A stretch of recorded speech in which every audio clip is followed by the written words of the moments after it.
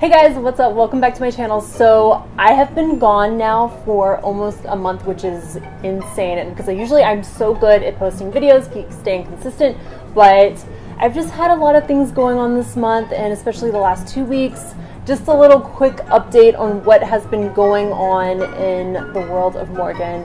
My fur child got a little sick. I didn't know what was wrong with her. For those of you guys who don't know, I have a 19-year-old cat that I got when I was 9 years old, so she's literally my child in my whole entire world. When she wasn't doing well, I just kind of freaked out. I was just trying to figure out what could possibly be wrong with her, and she's finally okay. She got all her testing done at the vet and everything like that, and she's doing okay, and it just ended up being her arthritis had flared up, which is very understandable for a 19-year-old little lady, little senior citizen.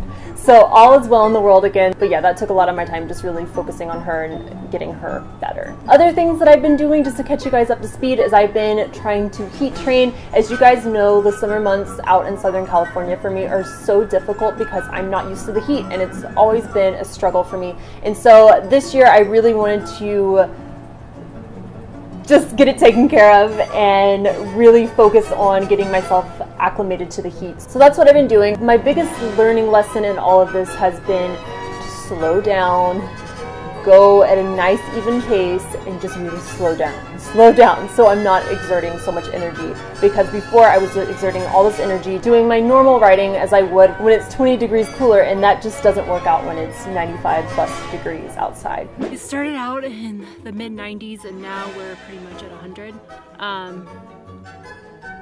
Yeah, so I found pretty much the only shade on the whole entire trail, and I'm sitting here just cooling off. Word to the wise guys, honestly, be careful when you're doing this kind of stuff, especially if you're not used to the heat like myself.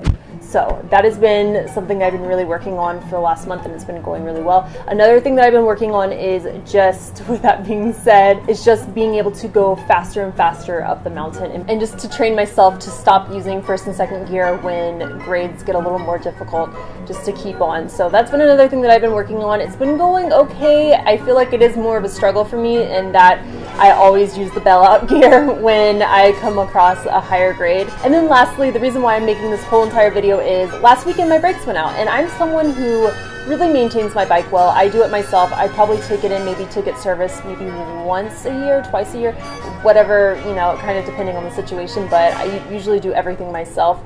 And I have been putting off my brakes for a while now. So this is pretty irresponsible on my part because I haven't checked my brakes in a really long time, and I've been meaning to. And I was just coming down this hill over here and I started hearing this really weird noise. Yeah, my rear brakes are out, so that's cool. And so I'm hoping it hasn't ruined my rotor right here.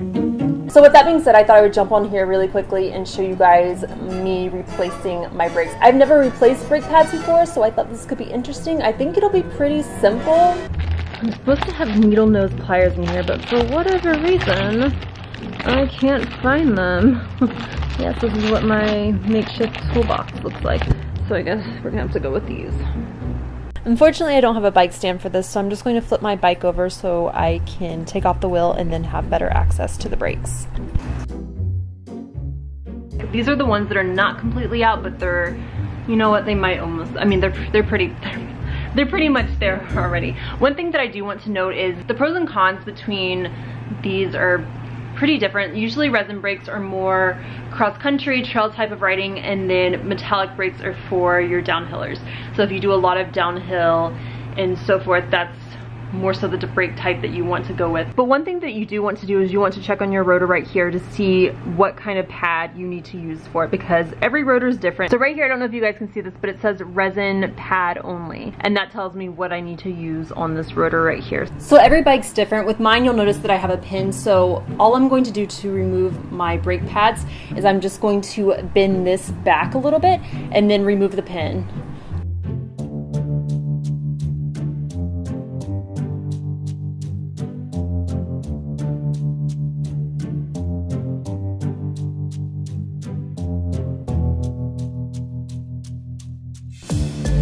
So as you can see, these brakes really got worn down, especially, I don't know if you guys can tell, like right there at the end. So These are no good. I cannot wait to see my rear brakes.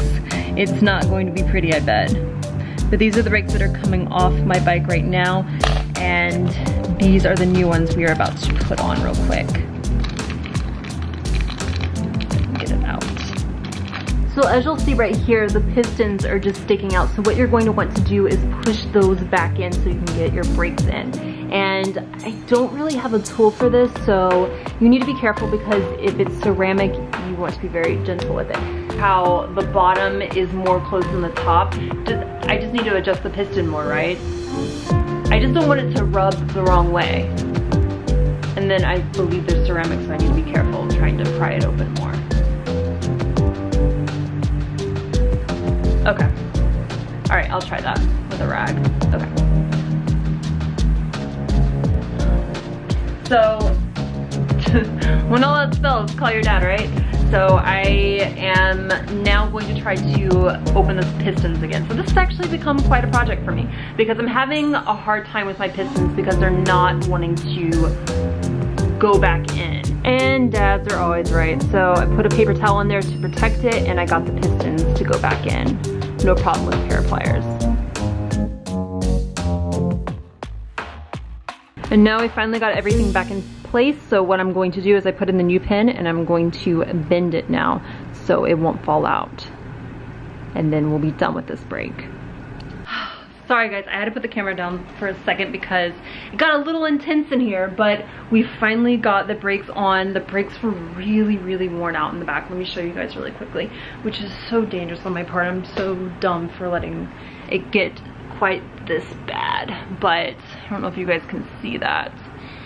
Let me turn the other way, but yeah, my brake pads were really, really bad. So thank you guys so much for watching. Don't forget to like, share, and subscribe, and leave me some comments down below of what videos you would like to see next. I promise you my video schedule is going to be back to normal now. God forbid anything happen, but I hope it'll be back to normal now. So make sure to check back every Saturday. That's when I upload videos, and I will see you guys later. Bye guys!